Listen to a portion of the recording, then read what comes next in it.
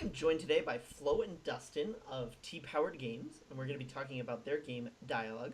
So, thank you, Flo and Dustin, for joining us today and talking to us. Thanks for having us, Jacob. Of course. To begin, why don't you give us a pitch for Dialogue, or write your stories, for those people who have not heard of it? Sure. So in Dialogue, you play as Lucille, who's a writer in her mid to late 20s. She's working on her second novel. The entire game is her conversations with friends, family, neighbors as she works through that and kind of gets inspiration and works on it. It's a year in her life. So it's a very kind of everyday, real story with like a slight magical realism twist. Um, but all the mechanics are conversations, and different conversations play out differently. Some of them play out kind of in real time with options popping up and going away depending on the context. And some are like have no timer and are a bit more like an exploration, and they play out spatially as if it was kind of on a map. You go off in one direction and follow one kind of topic of conversation, and you might unlock something and bring it back to unlock a different branch of conversation. Yeah, go. I was really impressed by the idea of dialogue. It's very unique. It's not something I've seen a lot of games try to tackle.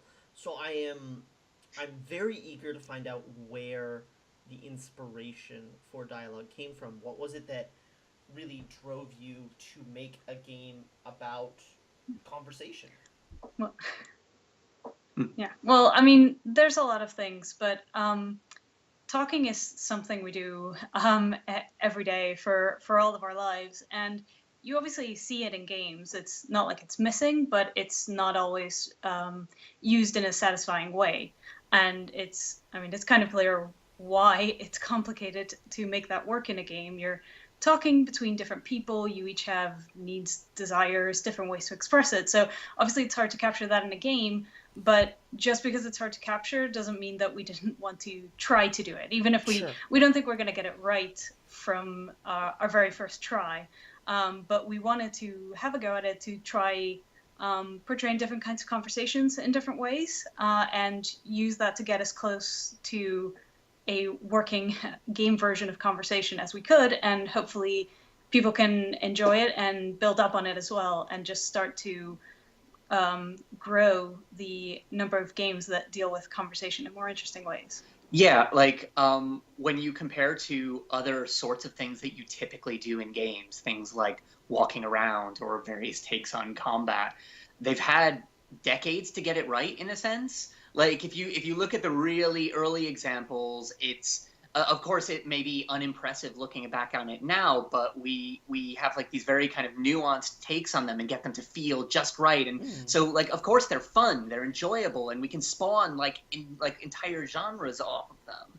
But conversation is this thing that everybody does, and is like nuanced enough to also spawn entire genres on its own. But when you see it in games, it's like person A talks to person B, and then maybe you have a dialogue choice, and maybe it branches off, maybe it has an impact, maybe it doesn't.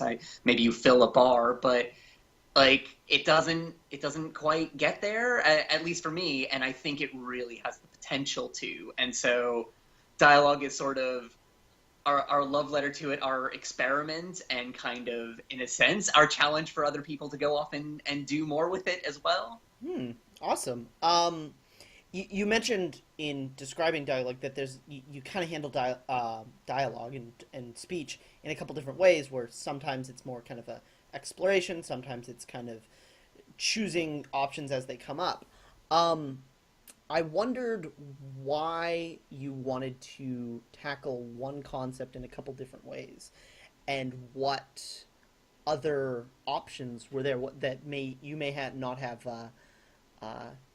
actually implemented. Some other ideas on how to tackle dialogue that didn't make it to this cut of the game. Sure.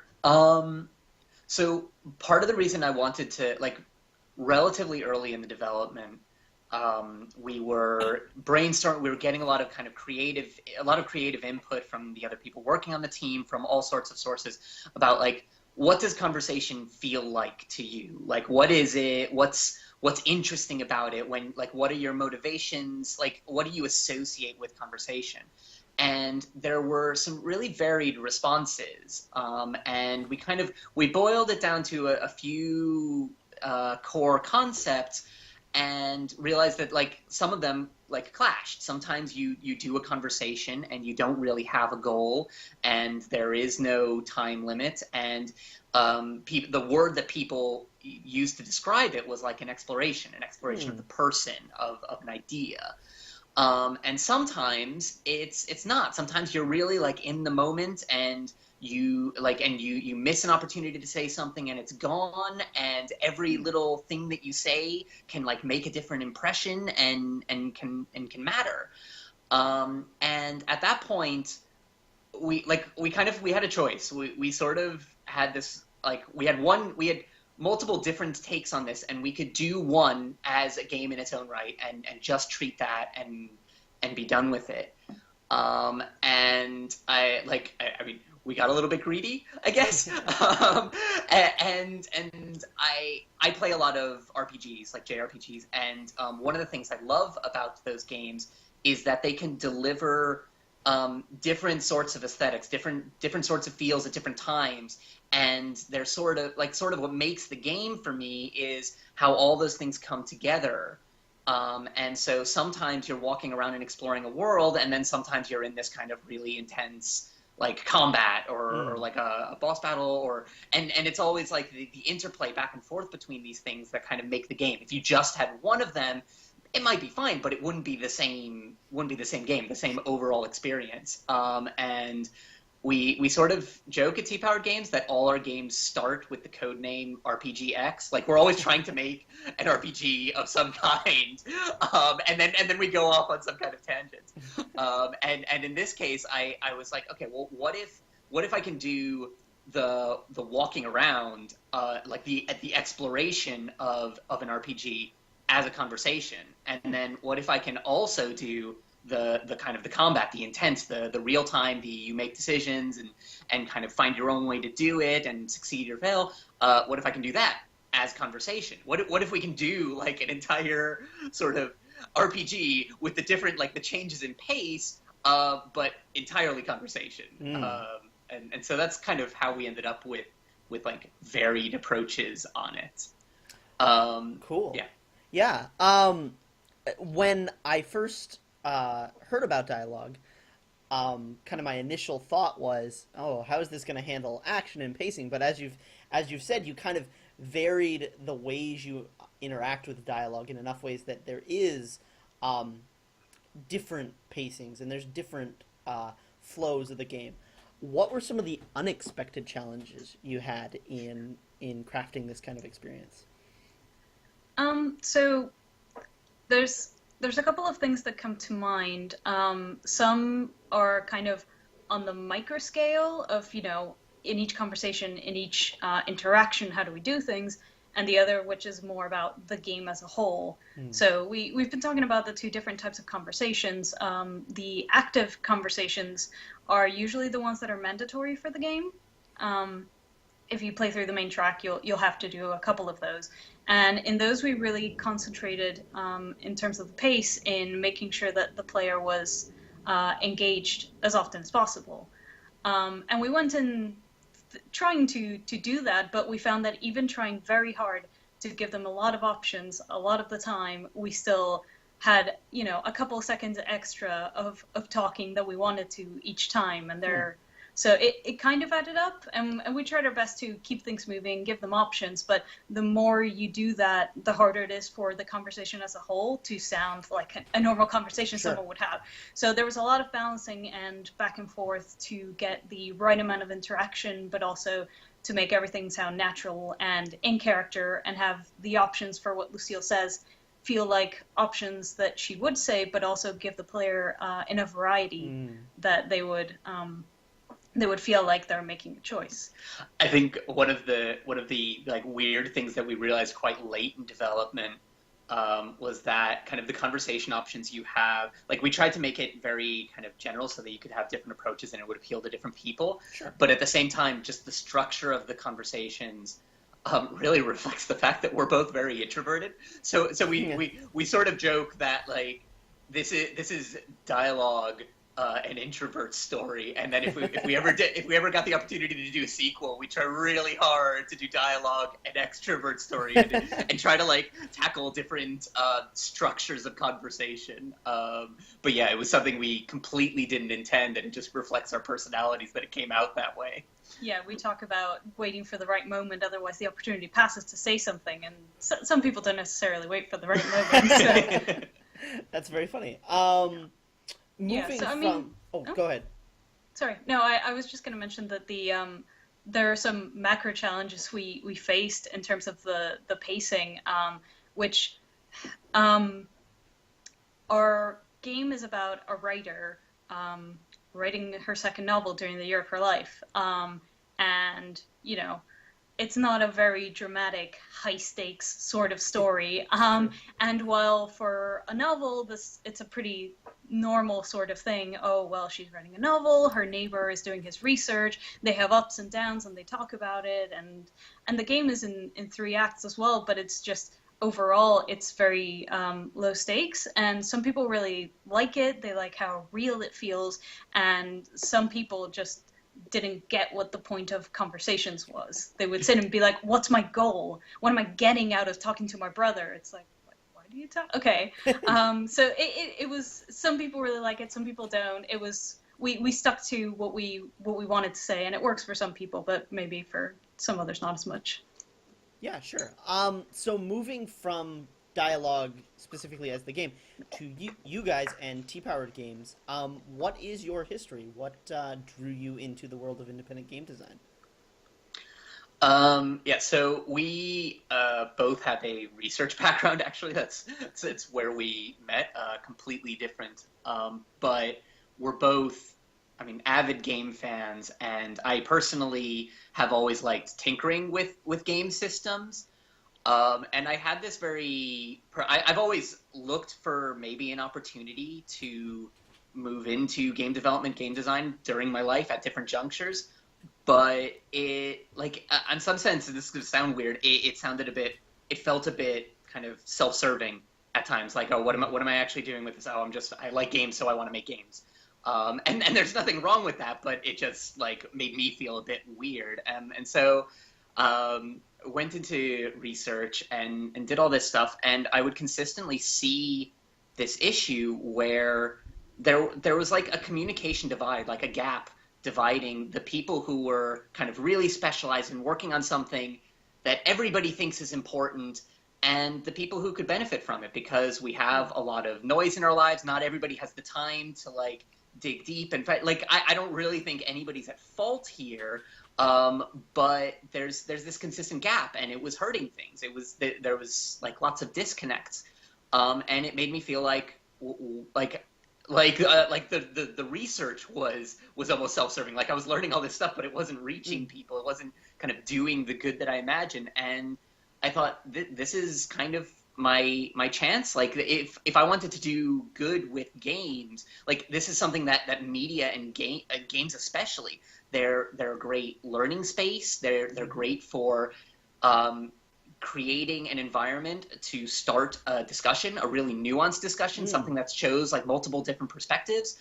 And that was it for me. Like I was sold, and from that I was like dedicated to, I want to make this work, and I want to make it fun and enjoyable. I don't just like otherwise I might as well be writing essays, right? I want it to be something that people want to engage with, and in engaging with it feel somewhat fulfilled, feel like they take something away. Makes sense. And what about you, Flo? I think for a lot of my life, I didn't really think of making games as a proper job choice. I don't, maybe it's a sign of the times. Back then, there weren't, I didn't even know about game design degrees. I just thought, I like biology, I like chemistry, and let's just put those two together and forget the fact that I like writing and drawing, and I really enjoy playing games. So it wasn't really until I was finished with my degree and started my PhD and was doing a lot of games and writing things on the side. A lot with RPG Maker was a great tool for someone who doesn't really know how to code at all to learn how a game works. And just more and more, I started spending more time thinking about games and writing and being less excited about my research. And I like to think that given how few jobs there are in research and how many good people there are, I've left it in good hands. And I'm now taking what I've learned into our games, because dialogue is a lot of research, as you may have noticed if you played it. Trying to put it somewhere where people can learn something from it. And as Dust said, hopefully enjoy it as well. Cool. You mentioned that JRPGs had obviously a very big impact on the way you see games. What were some of the games that were inspirations specifically for dialogue? And then also some games that were kind of inspirational for you making that turn towards game development?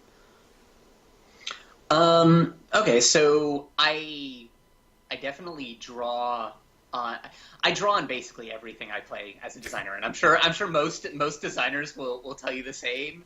I think so.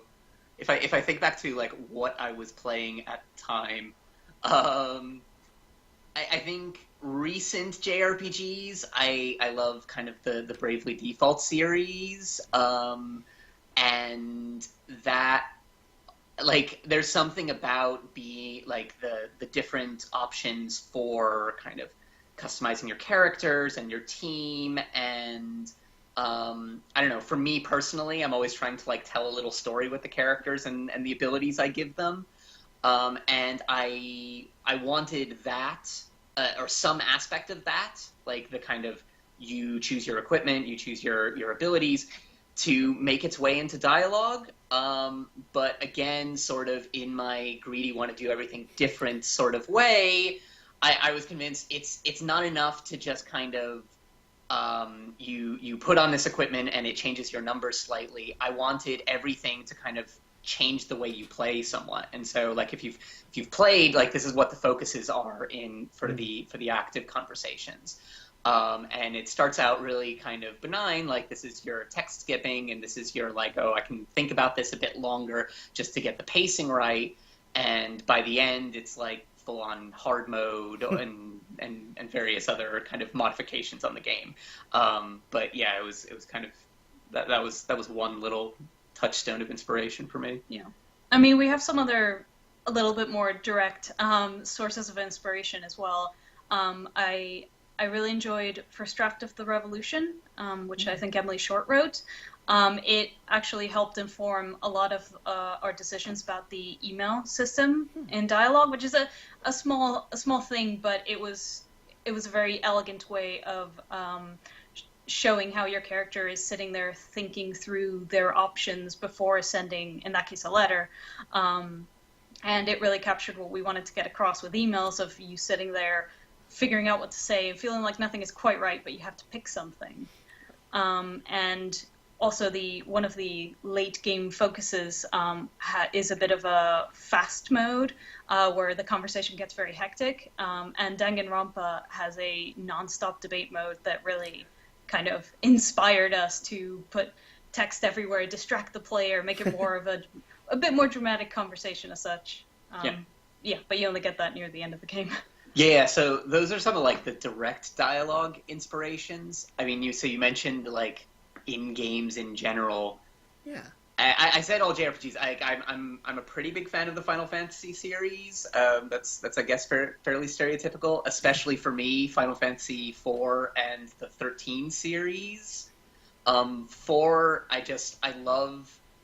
I can't even tell at this point whether it's intentional or not, but I love regaling people with how they took something which is now sort of a standard of JRPGs, which is like the class, like the job system or whatever, and they sort of, you can get a sense of the characters' personalities in combat, like even without the words, like their class says something about them, and the way they fight says something about the character. You have like a main character who is successful by hurting himself, and in the story he's just like, he's constantly self-doubting and hurting himself until he has a turning point, and then he shifts towards protecting others and helping others, and he unlocks white magic and gets the ability to jump in the way and becomes like the paladin archetype, and like that's his character arc. That's the story right there for him. And a lot of the other characters do something a bit similar, and I'm like, it's an old piece, but I'm still sort of in awe about that. I always want to like do something like that. I mean, I have a couple games as well that keep coming up, as I have to apologize for previous. But in a similar JRPG space, I quite enjoyed the Golden Sun series for having their Jin system kind of be their equipment and magic and a couple things rolled in one in a more interesting way. And I quite enjoy Magical Diary as well. I play a lot of visual novels, but I like seeing games where they are a visual novel in setup, but they can do more interesting things. In this case, you have a dungeon test you have to go through to pass your magic school test, and you've been learning for it, and you have to figure out what combination of spells to use. And both of those keep coming up whenever we think about making a game, especially an RPG. Those are two pretty heavy inspirations. Cool. To bring things to a close, we always like to ask people that are making games what other games that are being made are standing out to them. So are there any other indie titles or indie teams doing something that has really captured your imagination? Yeah, so it's maybe a year or two old, but but I've played it recently. A game called Renowned Explorers, which I love the way that they kind of seamlessly use a health bar to reflect both like combat, hitting somebody, but also like talking to them and convincing them that they don't want to fight you in various ways. So that's an amazing system, and it's if any of this stuff sounds interesting and in the RPG space, like Renowned Explorers is great. Another one, like it's a small game. It's called Thing in Itself by Party for Introverts, and we've met them actually, lovely people. And it's how can I describe this? It does a great job of explicitly calling out the relationship between how you feel and perception, like how you see the world around you, and I think they've really tapped into something in kind of like the way that a short indie game can, that is such a wellspring of other inspiration that I'm so looking forward to whatever they do next. But it's definitely worth checking out. Cool. Yep.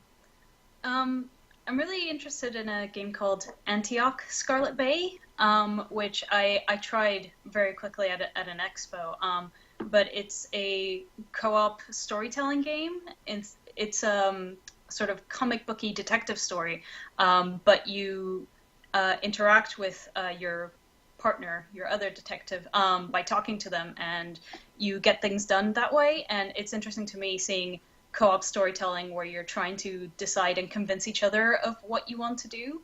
And anything that's co-op storytelling in a digital space is always interesting to me, the sort of thing I want to see more of.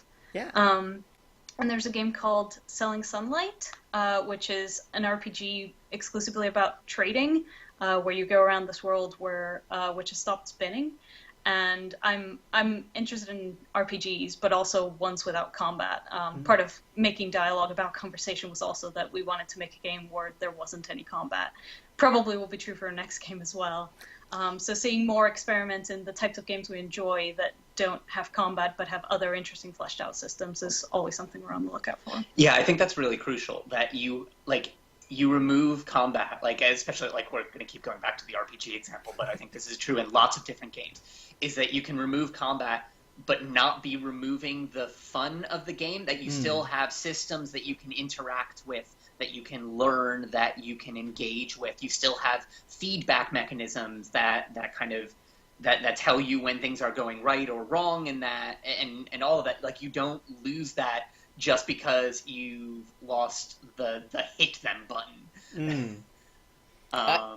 Awesome. Yeah, no, that's really cool. It's always great to see. I found lots of indie devs tackling that issue of removing violence, something that a lot of people would think would be intrinsic in video games, and showing that that's not the case. So Flo and Dustin of T-Powered Games, thank you for talking to us a little bit about Dialogue, a writer's story. There'll be more information in the comments below.